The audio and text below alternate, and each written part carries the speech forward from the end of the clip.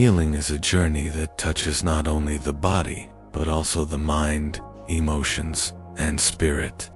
Many of us pray for physical healing, yet true restoration often begins from within. The Bible reminds us that God is close to the brokenhearted and binds up their wounds. Psalm 147 banding tiga.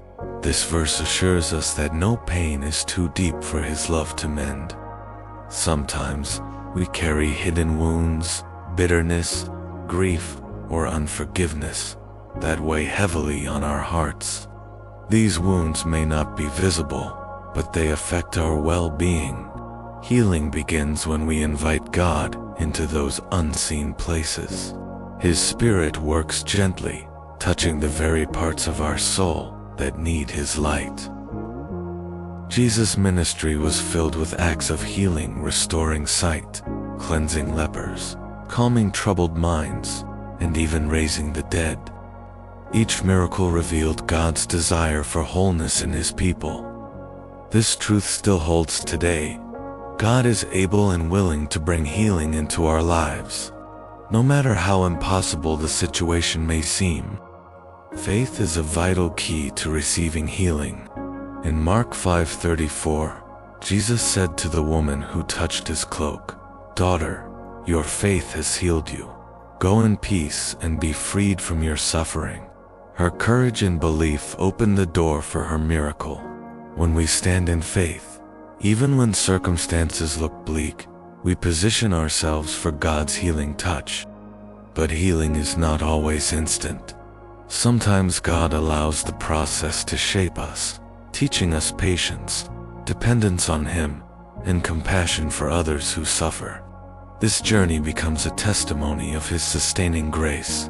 Our pain can become a platform for His glory, showing others the strength and peace that only He provides. It is also important to pray not just for our own healing, but for the healing of others. Intercession connects us to the heart of God, who desires that all His children live in health and peace. By lifting up others in prayer, we also strengthen our own faith, believing that the same God who heals them will also heal us. Emotional healing often requires forgiveness, both giving and receiving it.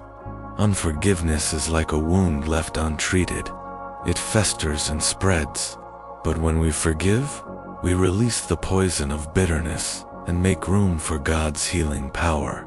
Jesus forgave those who crucified Him, showing us the ultimate example of how forgiveness heals the soul. In times of waiting, worship becomes medicine for the heart. When we worship, we shift our focus from pain to the healer. Worship strengthens our spirit and aligns us with God's will.